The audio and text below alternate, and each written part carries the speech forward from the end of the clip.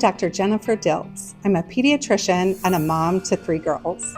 I've wanted to be a pediatrician since I was 12 years old. I love babies, I love kids, I love the fun and the energy that they bring to any situation.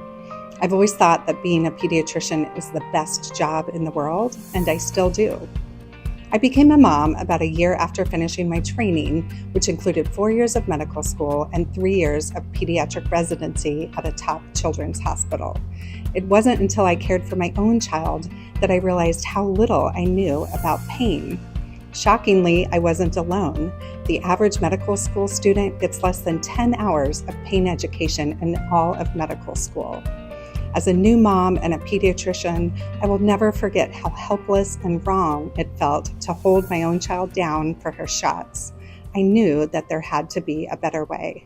Years later, while working in an urgent care center, I routinely cared for kids who needed procedures like stitches, blood draws, and IVs. I remember suturing a child's cut while he cried and thrashed as nurses held him down.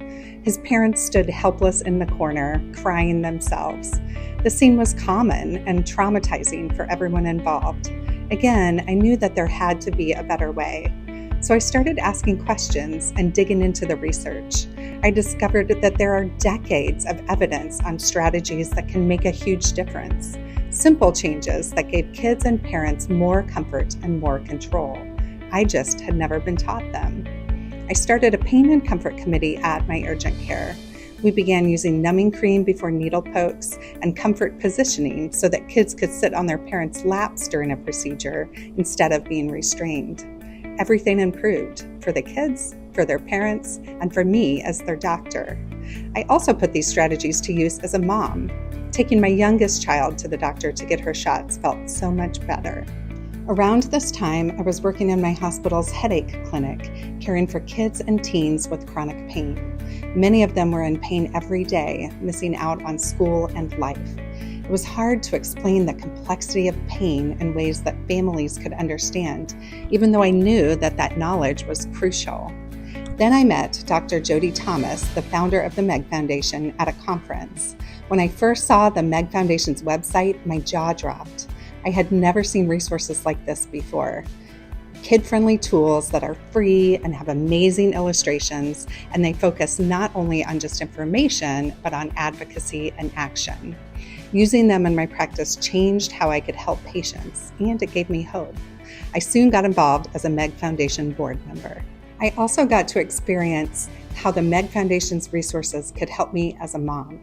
One of my daughters spent a lot of time in the hospital preparing for her first of 3 major surgeries. Watching your child get poked repeatedly is never easy, but this time we had tools. She learned how to advocate for herself, and we both felt more in control. What could have been traumatic instead felt like she conquered a challenge. I devote so much time and energy to the Meg Foundation because I know that our tools and our resources are life-changing. I know that as a parent and as a pediatrician, the work we are doing here at the Meg Foundation matters. Pain impacts all of us. The Meg Foundation is taking what I was trying to do in my own clinic, and we're having an impact on a truly global scale. I became board chair because I know that together we don't just change pain for my own patients or for my own children. Instead, we can transform the experiences of every child and every family. Can you think of anything more powerful than preventing a child's suffering?